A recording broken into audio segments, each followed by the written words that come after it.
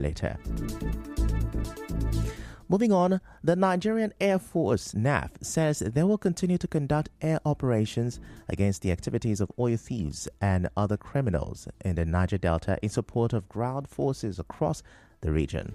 Its spokesperson, Group Captain Kabiru Ali, said this in a statement while revealing details of their recent operations in the region. He said NAF conducted 2 separate missions targeting specific sites along the Imo River, including the areas of Owaza, Ozaku, Obuzo, Osuako, and Obiako.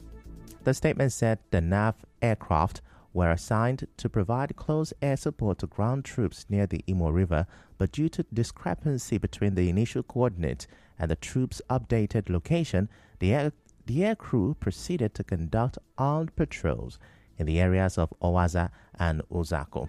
It said active illegal refining sites were identified in Uzako, which was immediately engaged, destroying 4 IRS tanks and 2 canoes. He said a second mission originally intended to support troops northwest of Umuahia was also diverted due to adverse weather conditions, and the crew conducted further armed searches around the Obuzo section of the Imo River and found 12 IRS tanks along with several jerry cans and other equipment used by the criminals. He said they were destroyed around Owaza, Obuzo, Oswako, and Obiako. Away from that, the Ijaw National Congress, INC, is calling on security agencies to thoroughly investigate the killings during the Ijaw Youth Congress IYC election. In a statement condemning the incident, the group wants the culprit fished out. An earlier police statement did not mention any killings, but said there were sporadic shootings around Abuloma, Port Harcourt, where the IYC Central Zone was conducting its elections on Saturday. The police statement said the Commissioner of Police has ordered the tracking and arrest of those responsible for the incident.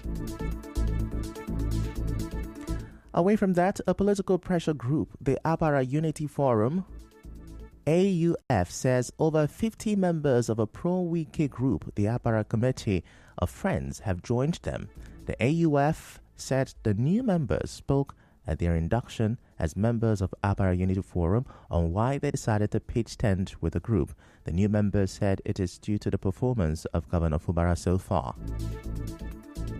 I am a former member of ACF. What inspired me actually is that the governor is doing well. The projects that he has cited, dividends of democracy, is trending down to even the man on the street of River State. I'm a full support of Apara Unity Forum to move Apara and to support the governor for the good things he has been doing, because he's a man of the people. He listens to people, he listens to elders, and I'm fully in support of the Apara Unity Forum to back the governor for all he has been doing for the betterment of the River State. To sincerely say that this governor have left the land of Egypt because we are no longer in Egypt. So I have to support him because the man's ideas are youth orientation program. He has developmental project for the state. So Apara Unity Forum is to make sure we promote the Apara people politically, socially, and otherwise.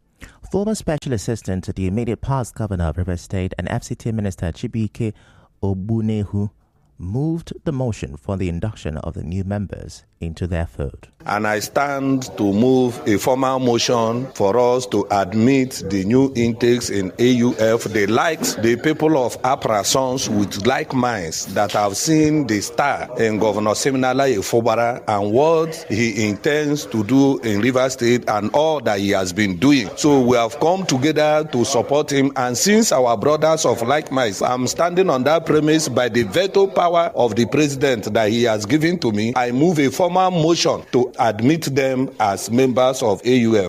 On the spot, the President General of Apara Unity Forum, Ezebili Honda, said the people of Apara Kingdom have resolved to stand by the administration of Governor Fubara.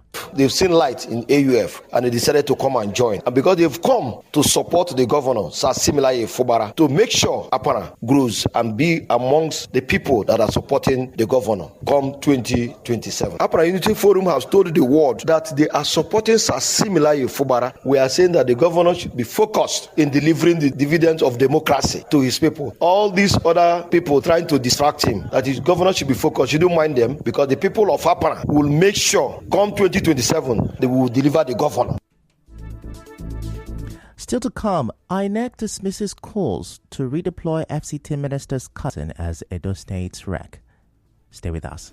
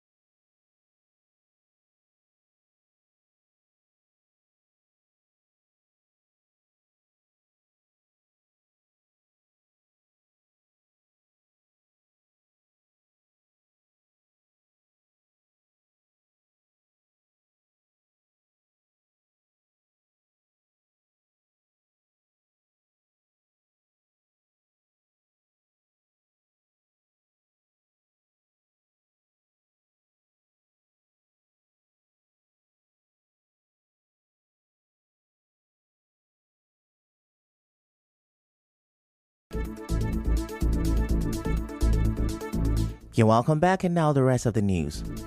The Simplified Movement Ward 6 Woji community, under the leadership of the Commissioner for Power, Solomon Abel Eke, says it has inaugurated a 10-man unit executive committee. A statement said during the inauguration ceremony, Mr. Abel Eke extended his gratitude to all members for supporting Governor Siminalayi Fubara. He assured that the governor has made a commitment to delivering on his promises, particularly in ensuring lasting stability and development within the state. He urged the unit EXCO members to represent the grassroots leadership as they are vital in connecting the government with the people. He also appealed to the governor to choose Chijioke Ihunwa as the chairmanship candidate of Obiakpo local government area.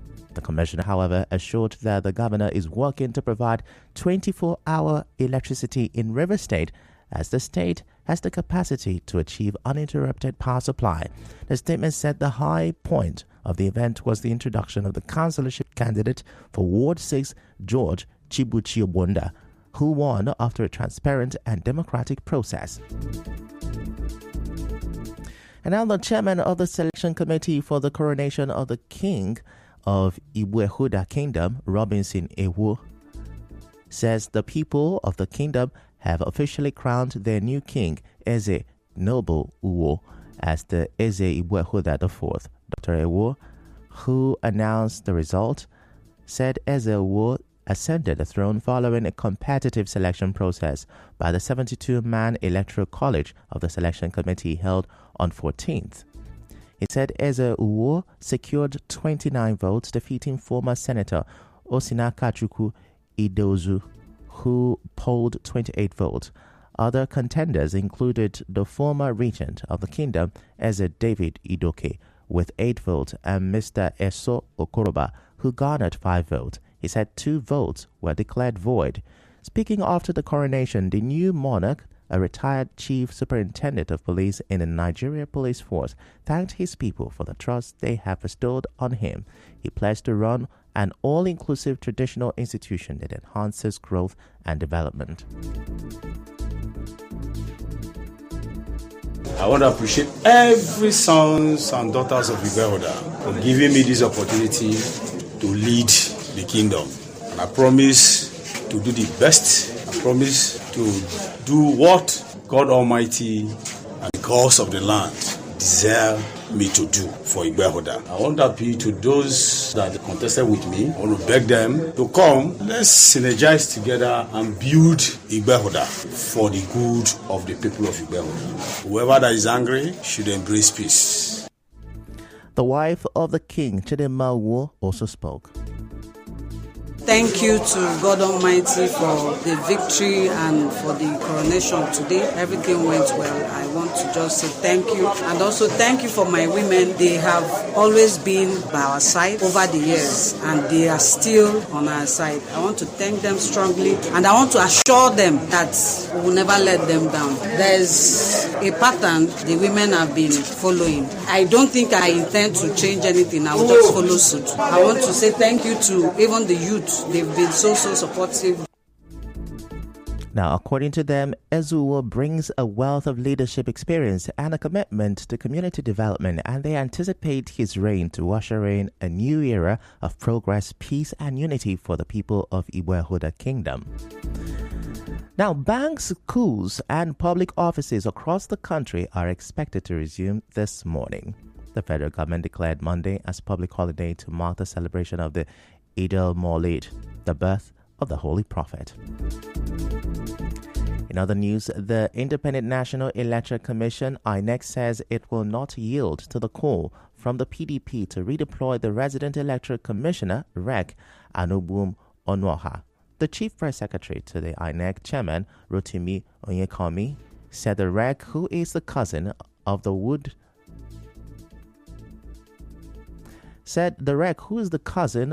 the FCT minister, would not be redeployed.